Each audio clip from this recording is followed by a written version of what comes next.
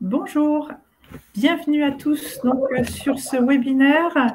Nous accueillons à nouveau Philippe Lacroix pour nous parler des effets de la formation à distance. Bonjour. Bonjour Philippe. Donc nous sommes 110 inscrits sur ce webinaire. Donc en attendant que tout le monde se connecte, je vais repréciser un peu les choses sur le C2RP.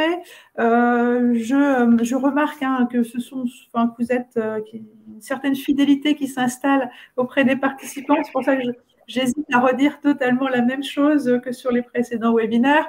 Alors peut-être que je vais ouvrir sur les 4 missions qui sont observées, accompagnées, informées, connectées.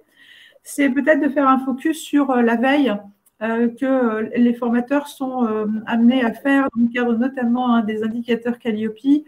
N'hésitez pas à vous servir des informations qui se trouvent sur le site du C2RP, puisque en tant qu'observatoire, on a des informations sur l'emploi, les formations, les métiers en tension, des indicateurs sur les besoins en compétences, sur l'offre de formation, et puis des webinaires comme aujourd'hui vous permettent aussi de venir attester de votre veille sur le champ de l'ingénierie pédagogique.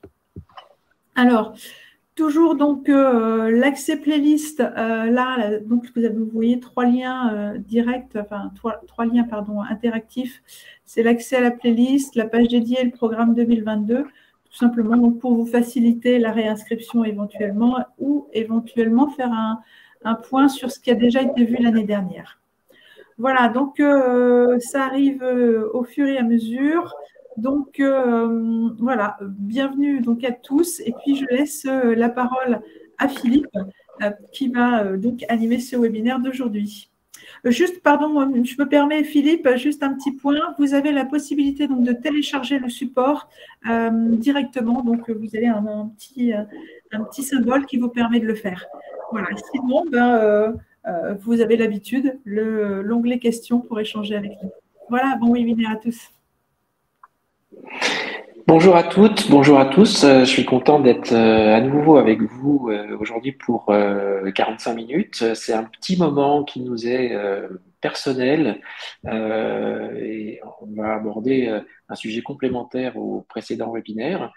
Donc, rebonjour à ceux que j'ai déjà vus la semaine dernière. Bonjour à ceux qui sont là aujourd'hui pour la première fois. On va parler aujourd'hui des effets de la formation à distance. Et avant de démarrer, alors la dernière fois, je vous ai demandé quelle était votre humeur. Là, juste pour qu'on commence à discuter ensemble, est-ce que vous pouvez mettre dans le petit onglet questions, me donner un objet étrange qu'il y aurait sur votre bureau? Moi, je vais vous écrire ce que j'ai. Alors, je suis pas à mon bureau, mais je vais vous dire ce qu'il y a qui traîne sur mon bureau comme objet étrange. Euh,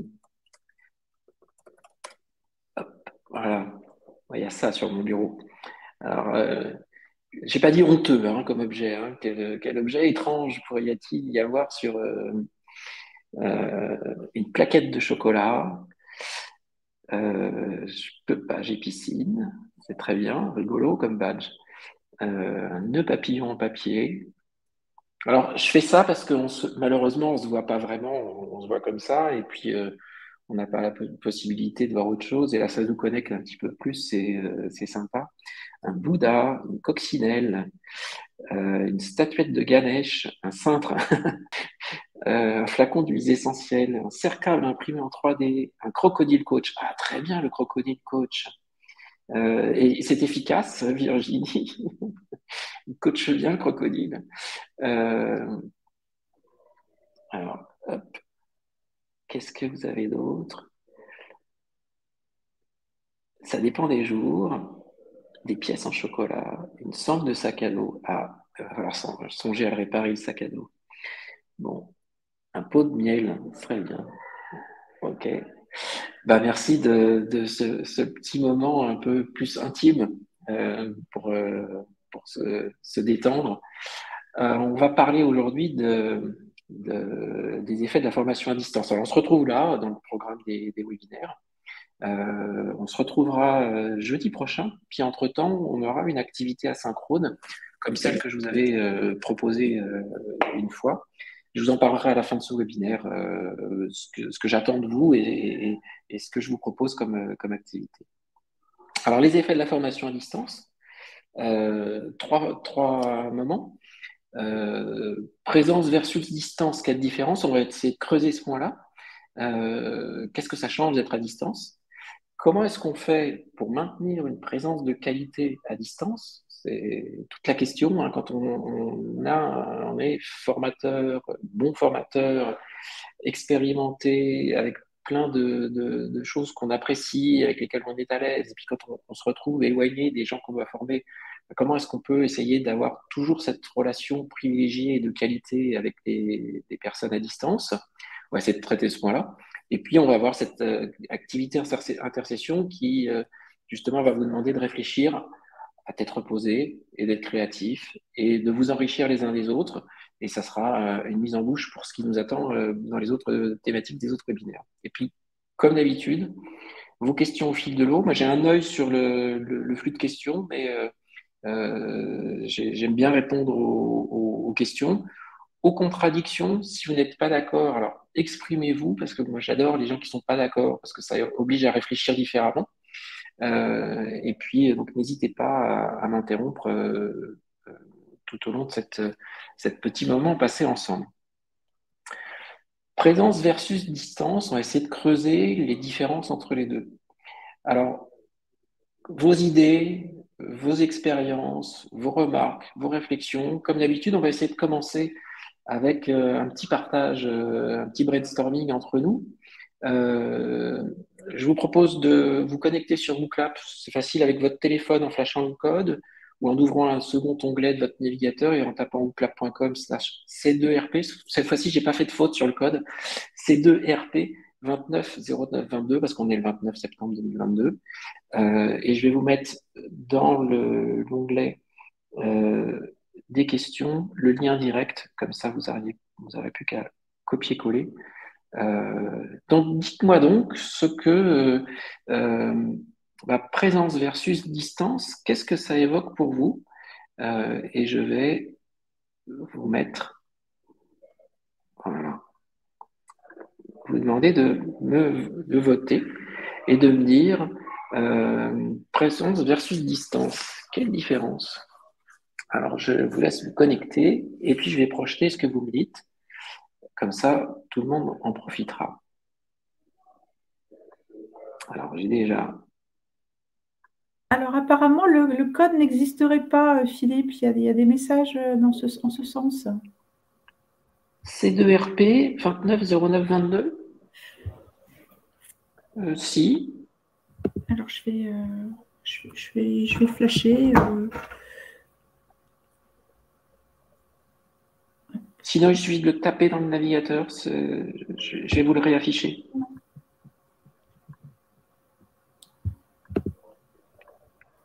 Voilà, vous l'avez, wooclap.com et c'est C2RP 290922. Voilà, et vous devez voir actuellement à l'écran les propositions qui sont faites. Alors, je vais me permettre de les commenter. Compréhension moindre, espace non commun, peu ou pas de langage corporel. Vous pouvez liker les propositions, hein, ce qui évite de redire et puis de vous marquer comme ça votre peu ou pas de langage corporel. Mais oui, malheureusement, c'est ça. Moins de communication non verbale.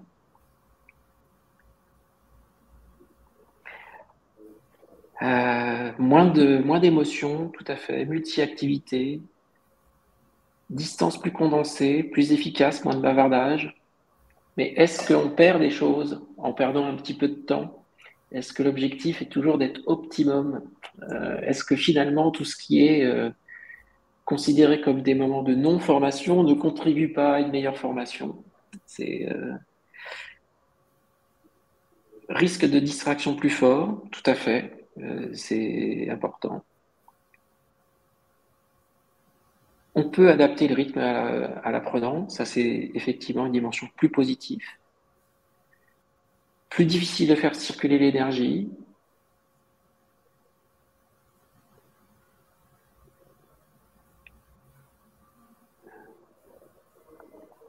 animation différence. Alors, vous êtes plutôt dans le qu'est-ce qu'on perd, hein, qu'est-ce qui est plus difficile. On va voir ce qu'on peut éventuellement gagner, ou en tout cas comment on peut compenser ou faire autrement. Présence, l'élève peut tomber amoureux de sa prof de français, ça sent le vécu. Moi, c'était la prof de maths, mais oui. Alors qu'à distance, c'est quand même beaucoup plus difficile. Euh, Charge cognitive importante, si on est mal préparé. Par contre, on a des gains de temps. Distance, risque de bug technique. Je vois qu'il y a 2 likes sur cette proposition. Oui, c'est plus délicat techniquement. Ce qui n'empêche pas qu'on peut avoir des problèmes de vidéoprojecteur en salle hein, aussi. Mais voilà, la distance n'est pas forcément multi-activité, ça on l'avait dit. Plus difficile de voir les incompréhensions, je suis tout à fait d'accord. L'observation à distance est beaucoup plus difficile. En tout cas, elle se passe pas pareil. On va traiter ces points-là après. Ben voilà, vous êtes assez productif en fait. Si je mets ça en liste, voilà.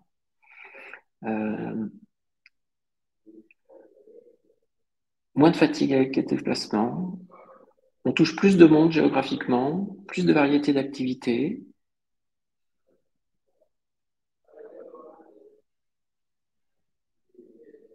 Voilà, je vous fais défiler vos propositions.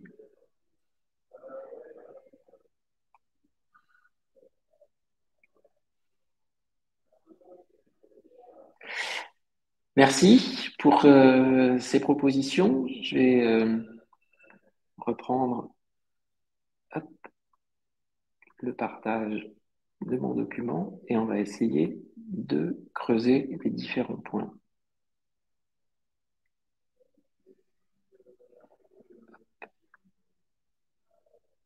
Voilà. Alors, pour planter le décor, pour moi, je vous l'avais dit la dernière fois, mais je le précise parce que c'est vraiment un point extrêmement important. On met en opposition présence-distance, alors que l'antonyme de présence, c'est absence, c'est pas distance. Donc, en fait, quand on n'est pas en présence, ce qu'on a à gérer, c'est le risque d'absence. Et c'est ce qu'on va essayer de traiter dans le présence versus distance. Comment est-ce qu'on fait pour ne pas être absent? Donc, on a 3 défis. Je vais vous présenter ça de façon détaillée. Défi pour le formateur en premier. Alors, encore une fois, n'hésitez pas à poser des questions ou m'interrompre. C'est avec plaisir que je répondrai. Euh, il y a inversion sur le code. Ah, zut, je viens de voir ça. Désolé. Euh, pour le formateur en salle et à distance, on va essayer de voir la différence. Alors, lancer la formation. En salle, on sait tous le faire, je ne vais pas le commenter. On fait à sa façon, mais on sait qu'il faut lancer une formation en salle. À distance, comment on fait? Voilà. En fait, il faut faire le premier pas quand on est formateur. C'est-à-dire que les gens vont avoir eu, par un moyen quelconque, un email, une communication, un affichage, un message du manager direct, etc. Mais en fait, le formateur, comme il n'est pas là, il va falloir qu'il fasse le premier pas pour entrer en contact avec les apprenants. Donc, c'est à lui, via les outils qui sont à sa disposition, les moyens qu'il a de communiquer avec les apprenants, de faire, comme on fait en salle de façon naturelle, faire ce fameux premier pas vers les apprenants. C'est très important, c'est souvent ça qu'on rate. Et les apprenants ont assez rapidement le sentiment d'être seuls parce qu'ils cliquent sur un lien, ils lancent leur formation à distance, et puis il n'y a personne. Sauf qu'en classe virtuelle, où bien évidemment on est avec le formateur, mais si ça commence par un module e-learning en introduction ou une activité à faire, on est seul. Si on a eu le formateur qui a dit vous allez démarrer une formation, je vais vous accompagner, je serai là avec vous. Quand il fait le premier pas, on sait qu'il y a quelqu'un qui est là pour nous dans la formation. Dans les activités du formateur, aider à comprendre, corriger, évaluer. En salle, qu'est-ce qu'on fait? Vous l'avez dit, on peut poser des questions, on peut observer, ce qui est très difficile à distance. On peut reformuler quand on voit les yeux qui commencent à tourner dans tous les sens ou les gens qui ne comprennent pas ou qui le formulent, qui lèvent la main, qui disent ça, j'ai mal à comprendre. Comment on fait à distance?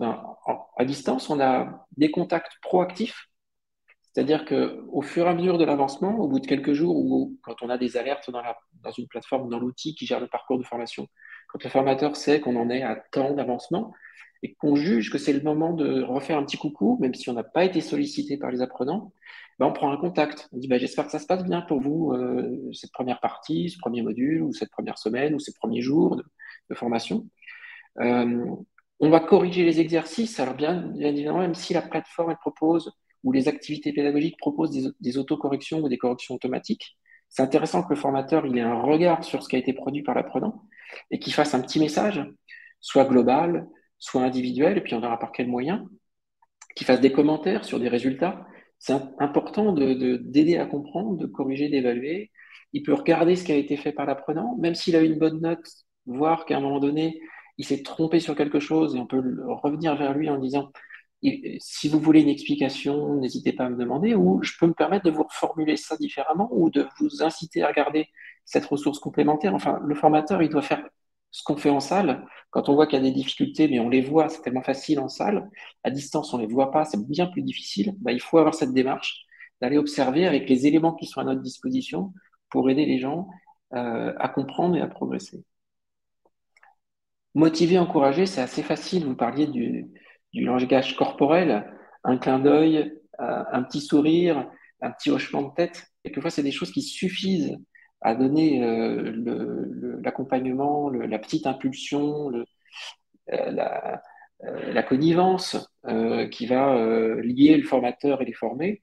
À distance, eh ben, il faut se forcer, il faut formaliser ces choses-là.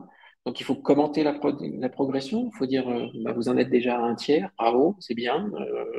Merci pour ces premiers efforts. J'espère que vous allez poursuivre par tout moyen. Fixer des rendez-vous en disant, bah, ça serait intéressant, une fois que vous en serez là, qu'on se fixe un petit point, individuel ou collectif. Tiens, je fais une classe virtuelle lundi après-midi, je vous invite à me connecter. Tous ceux qui ont passé cette question-là, on va faire 20 minutes et puis on va débriefer ensemble. C'est important d'avoir cette connexion avec les gens, donc de fixer des rendez-vous pour forcer à arriver au point de rendez-vous et à avancer. Et puis ça peut prendre toutes les formes un petit message mail, un petit bonus dans la plateforme, un message personnel. Puis la phase importante, aider à transposer dans son contexte. Ben, en salle, je dirais que ça se fait pas beaucoup.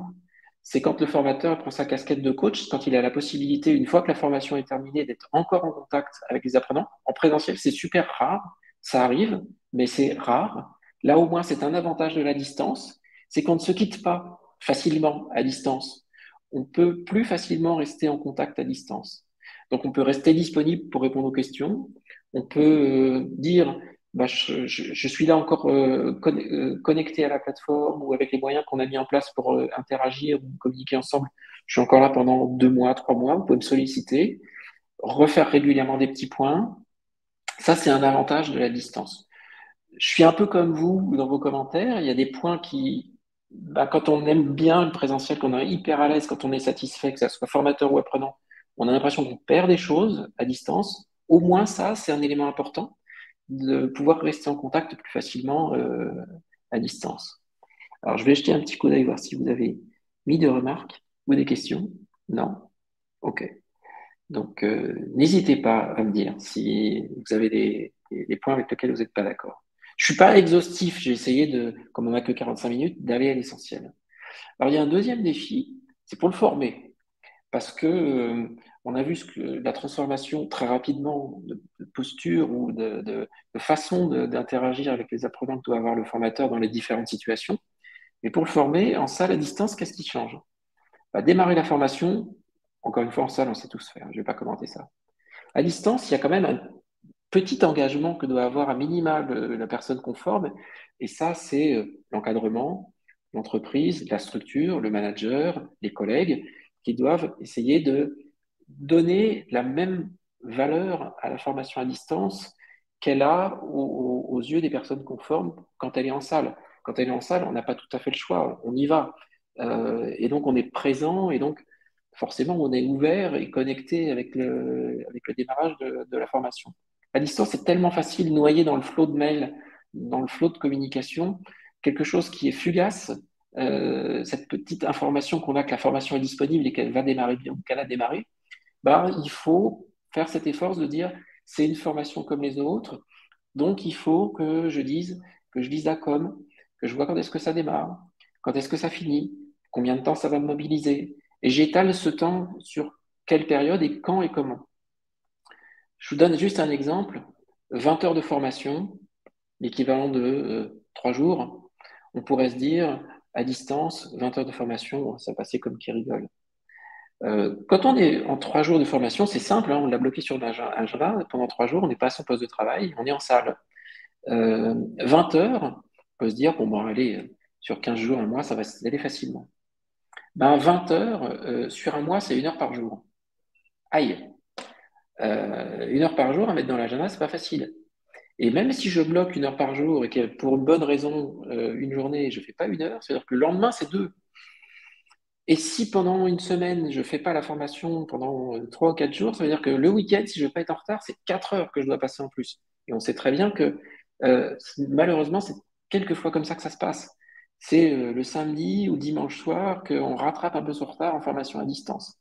Non, le manager, le formé et le formateur d'équipe d'encadrement doit aider l'apprenant à planifier sa formation, marquer son temps. Il ne faut pas jouer à un jeu de dupes. C'est pas parce que c'est à distance que ça prend pas de temps. C'est pas parce qu'on s'éloigne de son poste de travail qu'on trouvera bien dans la journée le temps de le faire. Non, non. 20 heures, c'est beaucoup de temps. Donc, il faut être OK avec son manager, avec son encadrement pour dire des fois, vous m'avez dit, j'ai un petit panneau, je peux pas, j'ai piscine. Dans certaines entreprises, il y a un panneau qu'on met sur le bureau, je suis en formation. Parce que quand c'est comme ça, on a le droit de fermer ses emails, de fermer son téléphone. On se forme comme si on était en salle. J'insiste pas plus, vous avez compris, c'est hyper important. J'ai entendu un petit ping-ping, ça veut dire qu'il y a une question. Euh, alors oui, pour les plus jeunes, ça peut être un peu plus facile parce qu'ils ont quelquefois plus l'habitude de consacrer du temps et de se mobiliser un petit peu sur des outils à distance. Après, les jeunes, ils ont aussi une plus forte proportion à zapper et donc à décrocher. Donc, il faut encore plus souvent aller les rattraper quand on sent qu'on commence à les perdre. Apprendre en salle pour l'apprenant, c'est garder son attention, être présent, puis ouvrir ses yeux et ses oreilles et essayer de se motiver un tout petit peu.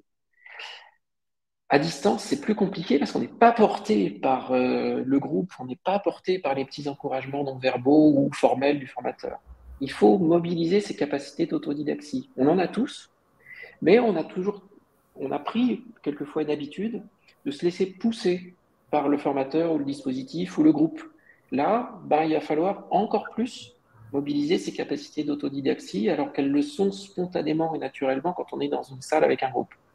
Là, il faut prendre sur soi, il ne faut pas être passif, il ne faut pas lire et tourner les pages ou regarder des vidéos ou répondre aux quiz comme ça sans trop réfléchir. Il faut dire, non, non, je suis là en formation et je suis là pour en profiter, tirer profit et pour apprendre. Donc, il ne faut pas que je sois comme ça, il faut que je sois plus comme ça par rapport à mon écran et à regarder. Ancrer durablement, pour le former, c'est réviser. C'est on ressort le support, on se remémore ce qu'on a vécu en formation, etc. C'est beaucoup plus facile d'oublier ce qui s'est passé dans les systèmes digitaux à distance. Donc, il va falloir être réactif et ne pas prendre trop à la légère ou pas trop étaler dans le temps ou oublier de faire, de répondre aux réactions que le formateur aura mis en place pour essayer de vous garder un peu attentif dans le dispositif, même si on se voit qu'un petit peu de temps en temps espacer dans le temps. Donc, il faut toujours garder en mémoire quand on est formé et se forcer à, quand je reçois un message qui me dit il y a eu 2 ou 3 petits messages sur le forum, si vous pouviez répondre aux questions de vos camarades, ou je vous ai posé une question en tant que formateur, j'aimerais avoir votre avis, ou ça serait bien de se retrouver à la fin de la semaine en visio une dizaine de minutes pour débriefer ensemble. Il faut réagir. Donc ça demande un peu plus d'effort, mais c'est comme ça qu'il faut, c'est l'attitude qu'il faut avoir. Et puis appliquer en salle, appliquer en salle, je reviens, en général, c'est difficile. On fait des exercices, mais on n'applique pas en conditions réelles, on est en salle, on n'est pas dans son poste de travail, on n'est pas dans la situation réelle de mettre en pratique. À distance, c'est intéressant, encore une fois, c'est ce côté positif, c'est que on n'est pas déconnecté, et quand on est amené à mettre en pratique, à appliquer, et qu'on a une difficulté, on utilise les outils qui ont été mis à disposition, on contacte ses pairs, on contacte son tuteur ou formateur, puis on lui pose la question avec les moyens. Ça peut même être immédiat. si on a un petit groupe WhatsApp, si on a le téléphone, on y reviendra sur ces outils-là et je répondrai aux questions s'il y en a. Et je vous en donnerai aussi des outils qu'on peut mettre en place. Il faut en profiter de ça quand c'est mis en place, hein, un dispositif comme ça. Ça fait une semaine, un mois que je me suis formé. J'essaye de mettre en pratique. Je pensais être complètement, parce que j'avais réussi les quiz des exercices, je pensais être autonome et complètement OK et pas avoir de difficultés. Zut, j'ai oublié un truc. Ou ça n'a pas été abordé en formation et c'est un cas particulier. Ben, chouette, je peux interroger mon formateur et mes tuteurs. Alors, il y avait une remarque, c'est pas une question, pardon, Philippe, c'était une remarque de Nathalie et qui fait écho je dirais, au premier moment peut-être d'une formation. Nathalie nous dit, nous avons constaté que les plus jeunes ne sont pas forcément les plus à l'aise avec le distanciel car manque de méthode et de maîtrise des outils. Et je pense que ça fait justement référence au premier moment de la formation où il faut préciser les choses et accompagner. Tout à fait. Et démarrage. Les jeunes, comme les vieux, hein, sont à l'aise avec les outils qu'ils pratiquent habituellement. Et quand je dis les jeunes, les vieux, je ne mets pas en opposition, mais on est à l'aise avec les outils qu'on pratique habituellement. Les jeunes sont imbattables sur certains outils où ils vont ultra vite, ils sont hyper à l'aise, ils zappent, machin, etc. Mais se former avec les outils digitaux, c'est pas parce qu'on est à l'aise avec certains outils digitaux qu'on est à l'aise avec tous les outils digitaux. Il faut pas se laisser avoir avec faut pas tomber dans ce piège-là. Les jeunes sont pas toujours à l'aise avec, par exemple, la formalisation par l'écrit asynchrone, où on demande de répondre en plus que 5 mots, ou de faire un exercice, ou de répondre à un quiz. Ce genre de choses, ou d'assister à une classe virtuelle, ou d'être actif dans des activités asynchrones. Donc oui, les jeunes sont pas forcément. C'est pas forcément ça qui est un atout pour les jeunes. Il y en a d'autres, hein, mais pas forcément celui-là. Alors pour les activités pédagogiques, je vais passer vite, mais il n'y a pas que le formateur est formé, c'est le véhicule qu'on utilise pour transmettre le savoir et faire apprendre. C'est les supports, les exercices, le verbal, etc. quand on est en salle. Mais quand on est en digital, les activités elles sont digitalisées. Elles sont soit mises en boîte dans des modules, soit elles sont programmées dans une classe virtuelle, soit c'est des activités, et je vous en proposerai une en fin de séance à faire ensemble. Alors, ajuster le vocabulaire en salle, c'est super facile. Les activités pédagogiques, comme c'est le formateur qui les dirige, s'il y a des problèmes de vocabulaire, il change tout de suite. Il reformule, machin, etc. Il corrige la difficulté parce qu'il l'observe, il s'en rend compte tout de suite. À distance, on ne peut pas. Donc il faut anticiper. Il faut avoir l'œil sur tout le vocabulaire qu'on met dans les outils, les supports, et se dire, est-ce que c'est clair et évident pour tout le monde? C'est le vocabulaire juste que utilisent les gens qui connaissent ce sujet-là. Les experts utilisent ce vocabulaire, donc il n'y a pas d'erreur, c'est bien celui-là qu'il faut dire. Mais est-ce qu'il a du sens pour tout le monde? Et si la réponse est pas forcément, alors il faut dans l'activité pédagogique mettre des mots de vocabulaire équivalents, synonymes, proches, pour essayer que l'éventuelle difficulté liée au vocabulaire, et très souvent la première des difficultés, elle est liée au vocabulaire, parce que le sens n'est pas ultra précis ou pas ultra évident pour tout le monde. Donc il ne faut pas hésiter à multiplier les formulations en utilisant du vocabulaire enrichi et différent du vocabulaire académique qu'on utiliserait pour un sujet. Ajuster la difficulté des activités. Bah pareil, c'est hyper facile. Le formateur, s'il dit qui a la réponse à cette question et qu'aucune main se lève, qui veut venir au tableau, répartissez-vous en sous-groupes, faites cette étude de cas. Si ça n'avance pas ou si ça coince, règle le problème, le formateur. Il est là pour ça. Mais à distance, comment on fait quand ça coince, quand ça avance trop vite, quand il y a un manque, un doute, quelque chose qu'on ne sait pas faire ou une difficulté qu'on ne sait pas résoudre seul? Encore une fois, il faut anticiper. C'est-à-dire que il faut faire des toutes petites marches de progression dans les activités pour que même s'il y a une difficulté, elle soit très facilement surmontable en y mettant un peu plus d'effort, un peu plus d'énergie, un peu plus de retour en arrière pour réviser, un peu d'aide à demander facilement sur un petit point de détail à ses camarades, à son formateur, son tuteur, via les outils qui sont à disposition. Donc il faut encore plus décomposer la progression pédagogique dans les activités. Aider graduellement, parce que voilà, au début, le formateur, il doit en salle accompagner fortement, Puis, au fur et à mesure, si on veut atteindre l'autonomie des gens sur une activité pédagogique, donc une pratique, une compétence, il faut de plus en plus diminuer son accompagnement jusqu'à ce que les personnes se rendent compte qu'elles sont capables maintenant par elles-mêmes de résoudre un exercice, de faire une activité, de faire une étude de cas. Il faut, pour aider graduellement à distance, il faut proposer de faire de multiples fois l'activité soit la même, soit sous des formes différentes. Il faut, à la première difficulté, identifier par activité elle-même, quand par exemple la personne se trompe à une question ou ne sait pas faire au bout d'un certain temps. Par exemple, on lui a donné une activité à faire la veille, le lendemain, on n'a pas le résultat. Il faut que la plateforme par elle-même ou l'activité par elle-même, elle propose de recommencer et surtout propose des indices. C'est-à-dire, si on se rend compte que la personne n'y arrive pas, c'est qu'il lui manque quelque chose. Il faut lui donner. Donc, ça veut dire que la façon dont on va lui faire l'exercice, qu'on va lui faire l'activité, ça doit comporter les éléments qui contrôlent si c'est réalisé ou pas, et correctement réalisé, et identifier où ça a été difficile, mal fait ou pas fait. Et il faut fournir les éléments complémentaires. Ça vient extrêmement spontanément et naturellement en salle. Il faut encore une fois l'anticiper et le programmer à distance. C'est plus lourd, c'est plus compliqué, mais c'est la clé de la réussite. Et puis, fournir les feedbacks en salle, encore une fois, c'est parfaitement naturel. À distance, fournir des feedbacks, ça veut dire qu'il faut faire plein de tests, il faut analyser le résultat des tests et il faut faire des commentaires spécifiques. Il n'y a rien de pire qu'un quiz de 2 questions où on n'a pas bon et que le quiz dit ce n'est pas ça, recommencer.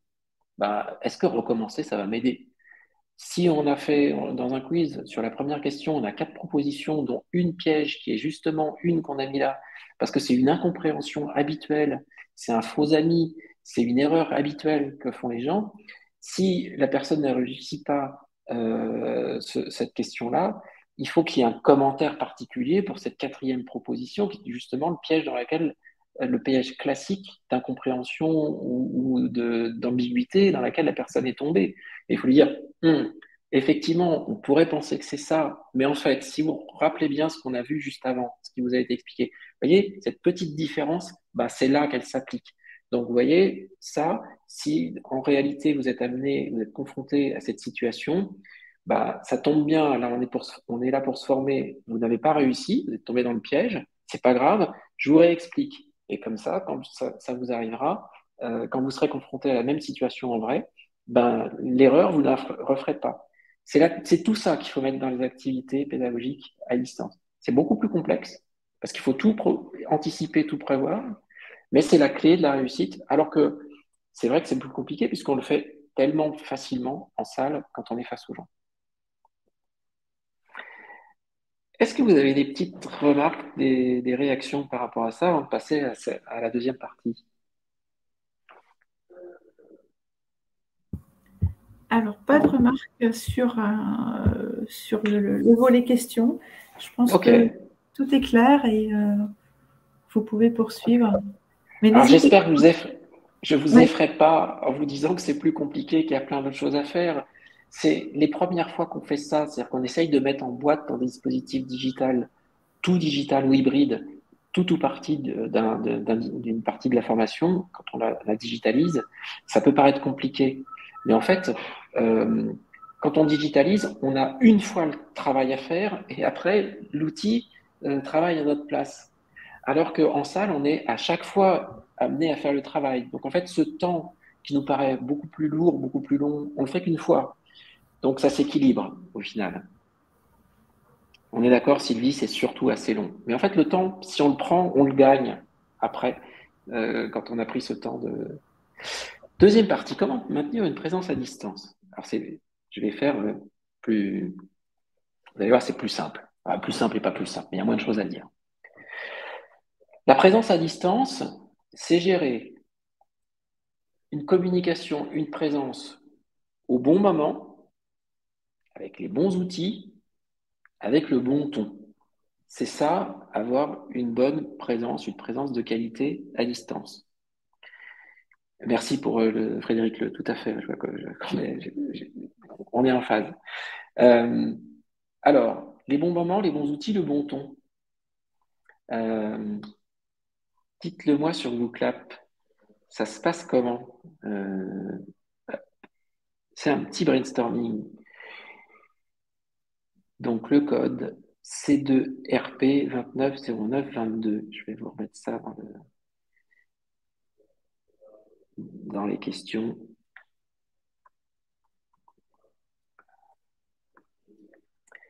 Et je vais projeter vos réponses. Qu'est-ce que c'est pour vous la communication à distance, la présence à distance au bon moment, avec les bons outils? C'est quoi les bons outils? Et c'est quoi le bon ton? Alors, je vais vous projeter vos propositions.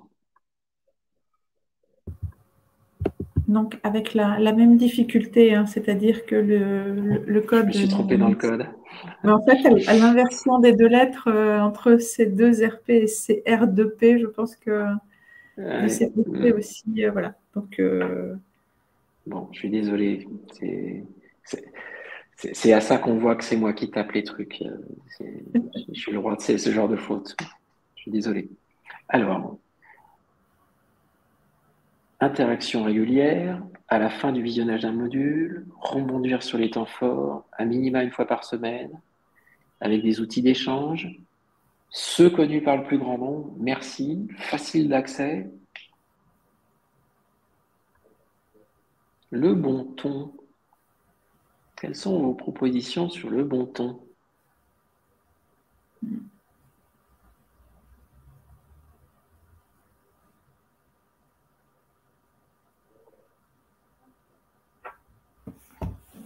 Encourager, ouais. Loin de ses mails. Valoriser les erreurs. Ouais. Alors, si je peux me permettre, tac, je vais mettre ça. Le ton de la voix est important, le bon ton. Ah, je remets. Si j'ai bien compris votre remarque, hein, c'est un peu arbitraire ce que je fais, mais je pense que c'était mieux dans cette case-là. Le sourire, c'est le bon ton. Le matin, ouais, pourquoi pas, les gens du matin, les gens du soir. Les bons outils faciles d'accès, WhatsApp ou mail ou chat dans la plateforme, accessible de préférence gratuit, bonne connexion Internet, plein d'énergie, accompagné, poser des questions. Ah bah finalement, le ton, ça nous inspire, c'est bien. Encourager, bienveillant, valoriser les erreurs, débit moins rapide avec le sourire. Un soupçon d'humour, ouais, vous avez compris que les émotions, c'est important, et l'humour, ça peut aussi être par un simple petit smiley dans une communication. C'est au moins ça qu'on a dans la communication écrite quand on essaye de faire passer un peu d'humeur. Pratiquer l'autodérision face à l'outil, oui. Sourire et bienveillant. Varie selon le message à passer.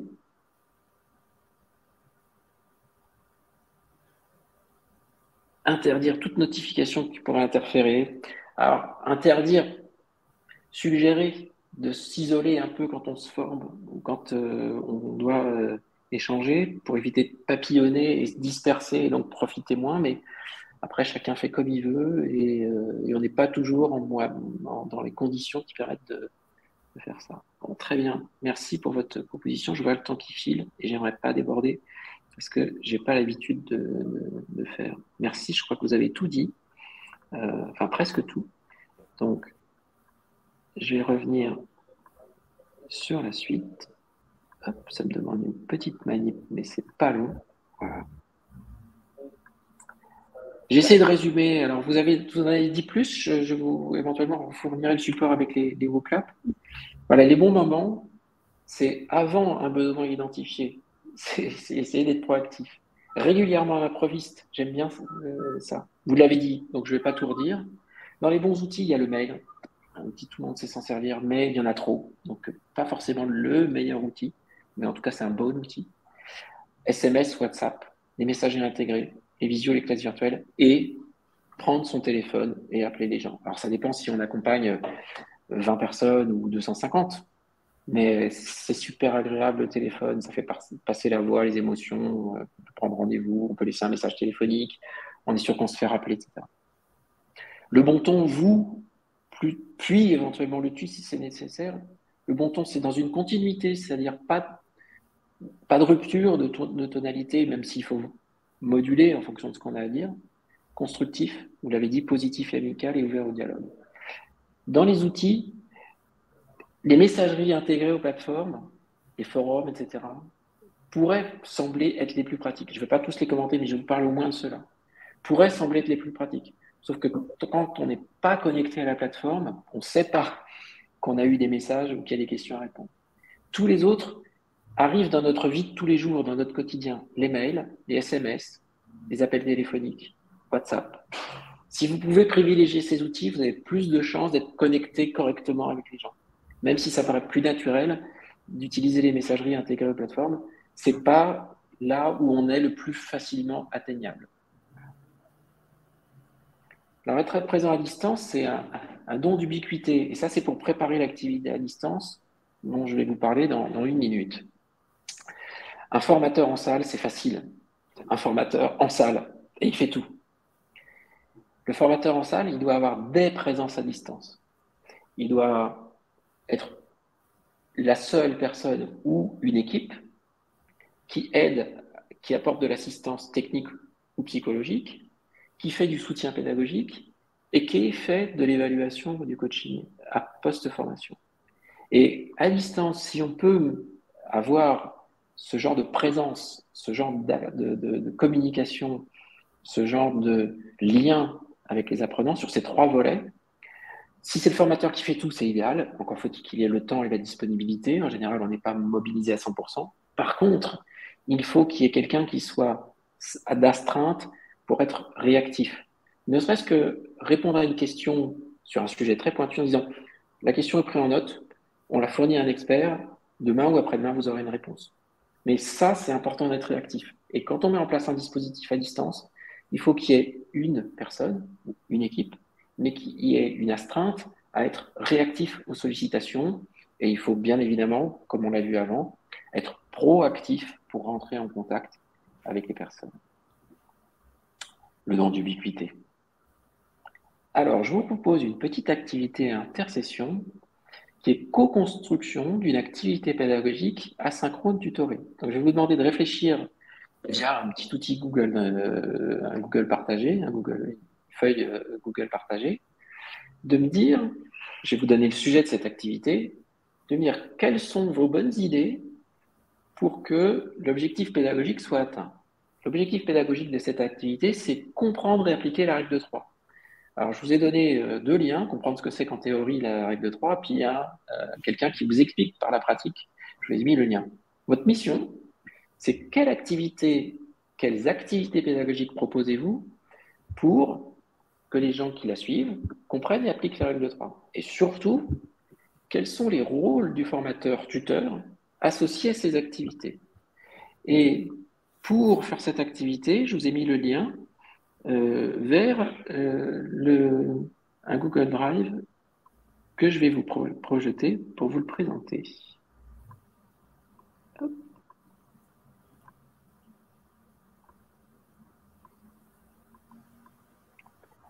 Voilà, je ne sais pas si vous le voyez correctement, je vais grossir un petit peu si je peux. Voilà, est-ce que c'est lisible pour tout le monde? Je pense que oui.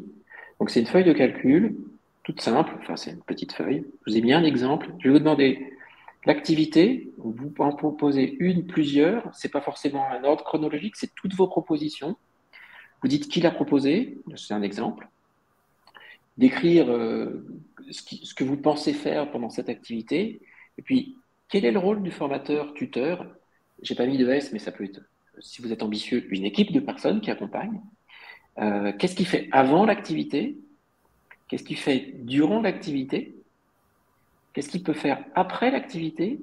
Et puis, si ce n'est pas vous qui avez proposé cette activité, mais que ça vous fait réagir, vous avez plein de petites cellules derrière pour mettre vos commentaires sur ce qui est proposé.